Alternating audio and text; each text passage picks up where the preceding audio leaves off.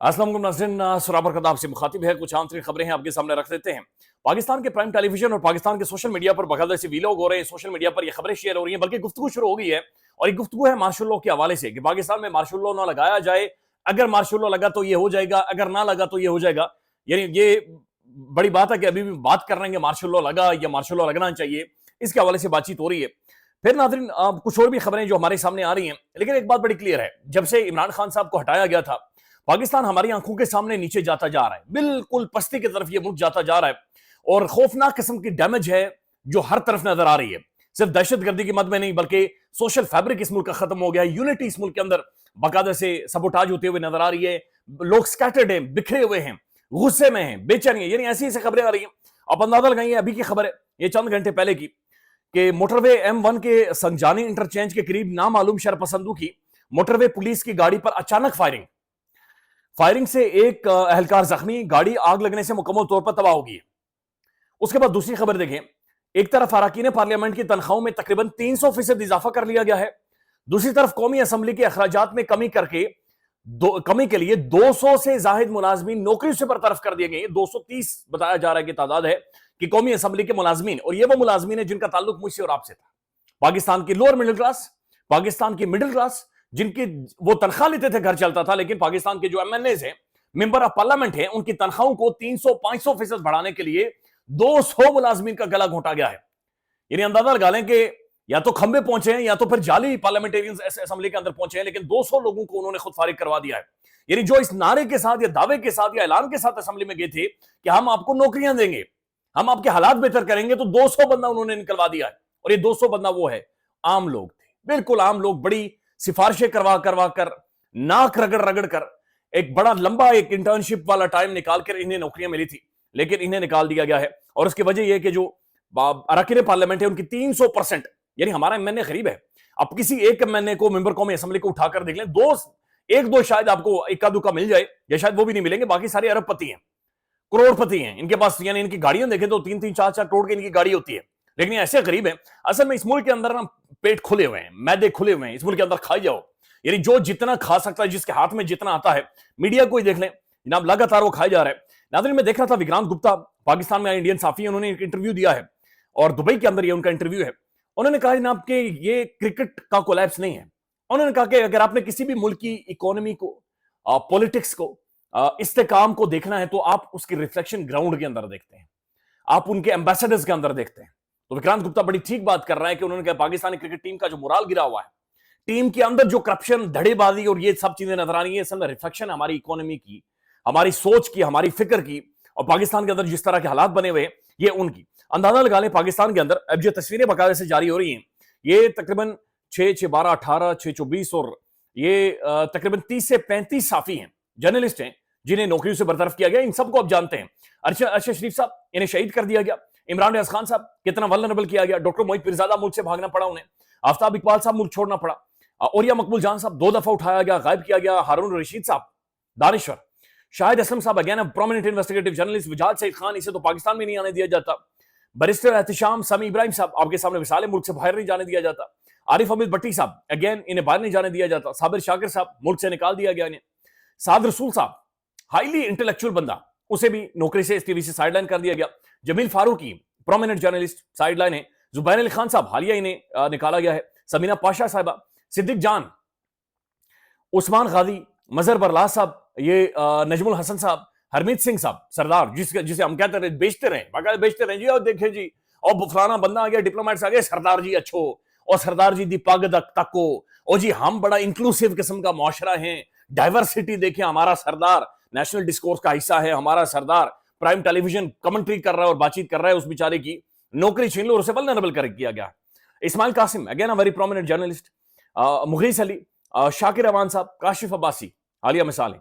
पारस जानजेब साहबा, खालिद जमील साहब, हबीब अकरम साहब और अकबर बाजवा, ये वो लोग हैं। और इसके अलावा कोई भी प्लेटफॉर्म पाकिस्तान के अंदर इंडिपेंडेंटली काम नहीं कर रहा, सियासत डोर पी के, उसकी एक बहुत बड़ी मिसाल है। तो 30 से 35 साफियों को पाकिस्तान के अंदर बिल्कुल साइडलाइन कर दिया गया है और उन्हें उठाकर बिल्कुल बाहर फेंक दिया गया है। नाज़रीन, ये राना सनाउल्लाह साहब ने गुफ्तगू की है, और ये पता नहीं किससे बातचीत कर रहे हैं, किस जोम में, किस नशे में, नशे में तो नहीं कह सकते, बहरहाल किस सोच में, फिक्र के साथ ये गुफ्तगू उन्होंने की है।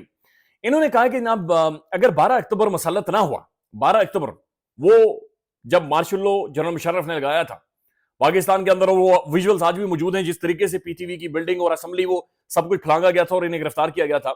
अगर 12 अक्टूबर मसलत ना हुआ तो मुल्क मुआशी बहरान से निकल जाएगा। तो मुल्क मुआशी बहरान से कौन निकाल रहा है? हमें तो बताया जा रहा है कि SIFC है, पाकिस्तान के जो आर्मी चीफ हैं वो दुनिया भर में जा रहे हैं, इकोनॉमी को वो ठीक कर रहे हैं, वो मईशत के हवाले से खासे कंसर्न है। तो ये तो कह रहे हैं मुल्क मईशत से निकल आएगा, मईशत ठीक हो जाएगी, बहरान से निकल आएगा। 12 अक्टूबर मसलत ना हुआ तो 12 अक्टूबर को और कोई तीसरी फोर्स जो मसलत करेगी। फैसलाबाद वज़ीर-ए-आज़म शहबाज शरीफ के मुशीर बराए सियासी उमूर राना सनाउल्लाह ने कहा कि अगर मुल्क पर दोबारा कोई 12 अक्टूबर मसलत ना हुआ तो पाकिस्तान अगले 2 सालों में मुआशी बहरान से निकल आएगा। उन्होंने कहा कि वज़ीर-ए-आज़म शहबाज शरीफ की क़यादत में वफाकी हुकूमत और आर्मी चीफ, वफाकी हुकूमत अलग से, आर्मी चीफ अलग से, आसिम मुनीर की क़यादत में सिक्योरिटी इदारे, यानी सिक्योरिटी इदारे और हुकूमत मिलकर मुल्क को इस्तेकाम की तरफ ले जाने की भरपूर कोशिशें कर रहे हैं। एक तकरीब से खिताब करते हुए राना सनाउल्लाह ने कहा कि जनाब मुख्तलिफ जो उन्होंने कार्ड्स वगैरह लॉन्च किए उनके हवाले से बातचीत की है, और महंगाई के हवाले से भी एक गलत फिगर जो ये बता रहे हैं इसके बारे में बातचीत की जा रही है। और फिर इन्होंने अगेन रिपीट किया कि जनाब आसिम मुनीर साहब और हम सब मिलकर इकोनॉमी को और मईशत को इन सारी चीजों से इस बुरान से निकाल रहे हैं। लेकिन बार बार ये हुकूमत 12 अक्टूबर का या तो जिक्र कर रही है, या तो शहबाज शरीफ साहब कहते हैं मुझे वसवसे आ रहे हैं, मुझे परेशानी हो रही है। फिर जो कैबिनेट के अंदर लोगों को शामिल किया गया, ईसा नकवी साहब ने बड़ा अच्छा इसके ऊपर विलोक किया कि कल तक आप परवेज खटक को तीली पहलवान कहते थे कि तीली है, और फिर चौधरी को ये कहते थे इमरान खान को ड्रग सप्लाई करता है। आज उन्हें लाकर बिठा दिया गया है। इनका वोट बैंक नहीं है, इनके पीछे अवाम नहीं खड़ी, लेकिन जाहिर है इन्हें लाकर बिठाया गया चूंकि किसी और ने ऊपर से कहा कि बैठाओ, यानी ना नहीं करनी, ना करने का आपके पास इख्तियार नहीं है, लिहाजा इन्हें लाया जाए और बैठाया जाए। और नून लीग के जो थंब है, जो असल कोर है नून लीग की, उन सबको साइडलाइन किया गया है और ये सब कुछ हुआ है। नाज़रीन, आर्मी चीफ साहब ने फिर गुफ्तगू की है, ये तालिबा के साथ इनकी गुफ्तगू है। इसके विजुअल्स तो खैर जारी नहीं हुए, इससे पहले जारी हुए थे, लेकिन बहरहाल ये कुछ एक स्टेटमेंट्स हैं जो कि इस हवाले से सामने आ रही हैं। Army chief of the staff general Syed Asim Munir की भावलपुर में तलबा से बातचीत, पाकिस्तान अल्लाह ताला की अता करदा अनमोल तोहफा है, ये आर्मी चीफ साहब ने कहा है। ये ARY न्यूज ने इसे रिपोर्ट किया है। और फिर उन्होंने कहा कि ये कौम बिलखुसूस नौजवान अपनी अफवाज की शाना बिशाना खड़े हैं। अभी बार बार आर्मी चीफ साहब भी बातचीत कर रहे हैं, ISPR साहब भी बातचीत कर रहे हैं कि जो नौजवान है वो फौज के शाना बिशाना खड़े हैं। दूसरी तरफ का जो एक ओपिनियन है, या जो इमरान खान है, वो ये बातचीत कर रहा है कि असल में ऐसा नहीं है, नौजवानों में और फौज में खलीज आ रहा है, डिफरेंसेस आ रहे हैं, और ये डिफरेंसेस नहीं आने चाहिए, और ये कभी भी नहीं आने चाहिए, किसी भी इदारे के लिए, मुल्क के लिए ठीक नहीं है। जब तक अजीम माएं अपने बच्चे पाकिस्तान पर निछावर करती रहेंगी, कोई हमें नुकसान नहीं पहुंचा सकता।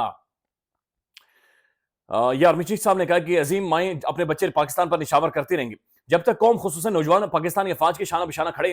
तो यानी दोनों तरफ से एक बात को अंडरस्टैंड किया जा रहा है, आर्मी चीफ साहब की जानिब से, इदारे की जानिब से, कि जब तक नौजवान खड़े हैं, फौज के साथ खड़े हैं, तो कोई भी दिफाई तौर पर हमें मसला नहीं होगा। खान ये कह रहा है कि जब तक ये नौजवान खड़े हैं, जमहूरियत को मसला नहीं होगा, इस मुल्क को मसला नहीं होगा, ये डिफरेंस नहीं आना चाहिए। तो सेंटर पॉइंट इदारों को लेकर देखें, एस्टेब्लिशमेंट को लेकर देखें, आर्मी चीफ साहब को देखें, खान साहब को देखें, तो नौजवान है।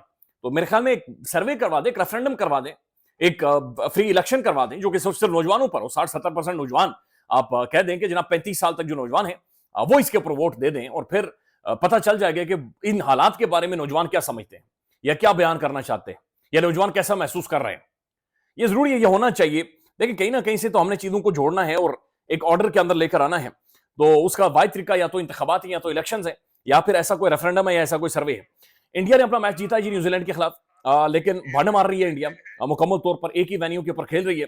हैरान कुन बात यह है कि इंडिया ने 4 अपने स्पिनर खिलाए, वरुण चक्रवर्ती को भी लेकर आए हैं, और उन्होंने गेम निकाल दी है, लेकिन हमने कोई भी, एक इब्रार के अलावा हमने कोई भी स्पिनर अनाउंस नहीं किया। तो ये कौन सा पाकिस्तान के अंदर दानिश्वर बैठा हुआ था, कौन सा ऐसा बुड्ढा बैठा हुआ था जिसकी हड्डियां बुड्ढी हो गई थी, जिसका दिमाग बुड्ढा हो गया था, कि जिसे समझ नहीं आई कि जनाब ये ट्रैक कैसे है, ये पिचेस कैसी है, हमने मैच कहां कहां पर खेलने हैं, किसके खिलाफ खेलने, हम स्पिनर इस टीम के अंदर शामिल करें। लेकिन उस बुड्ढे दिमाग ने यह किया कि जनाब उसने स्पिनर शामिल नहीं किया, और इंडिया 4 स्पिनर्स के साथ उतरा और न्यूजीलैंड की बखियां उधेड़ गया है। अब जो कमेंटेटर्स हैं नाज़रीन, वो सवाल उठा रहे हैं कि जनाब इंडिया ये पैट कमिंस ने भी मेरे ख्याल में ऐसी को बातचीत की है। उन्होंने कहा कि ना ये क्या ड्रामा है, आपके पास पैसा है, बकवास है, लेकिन आप अपनी मर्जी की क्रिकेट खेलते हैं, मर्जी के ग्राउंड के ऊपर। अब इंडिया वाहिद है जो एक ही वेन्यू के ऊपर, एक ही पिच के ऊपर धड़ाधड़ लगातार खेले जा रहा है। उन्हें उस जगह की अंडरस्टैंडिंग है, वो एक्लेमेटाइज कर गए पूरी तौर पर। और फिर जिस तरह से आज मैच भी उन्होंने निकाला है, इस पर कमेंटेटर्स की भारतीय मैचेस एक ही वेन्यू पर रखने की मामले पर ICC पर तनकीद। सुनील गावस्कर ने कमेंटेटर्स को भारत से कमाई का ताना दे दिया। यानी सुनील गावस्कर ये कह रहे हैं तुम लोग भारत में आकर कमाते हो, इनकी तनख्वाहों का बड़ा हिस्सा भारतीय क्रिकेट की आमदन है। सुनील गावस्कर एक लेजेंड, बहुत बड़ा खिलाड़ी, वो ये कह रहा है 35 मेरे ख्याल में 35 से ज्यादा इनकी सेंचुरियां हैं कि जो कमेंटेटर्स की जो आमदन है, पैसा है, वो इंडिया से आता है, लिहाजा हमारे ऊपर बातचीत नहीं करनी। That's pathetic, pathetic gentleman's game को या क्रिकेट को बर्बाद किया हुआ है। जीद अपडेट करेंगे, ख्याल रखिएगा, अल्लाह हाफिज।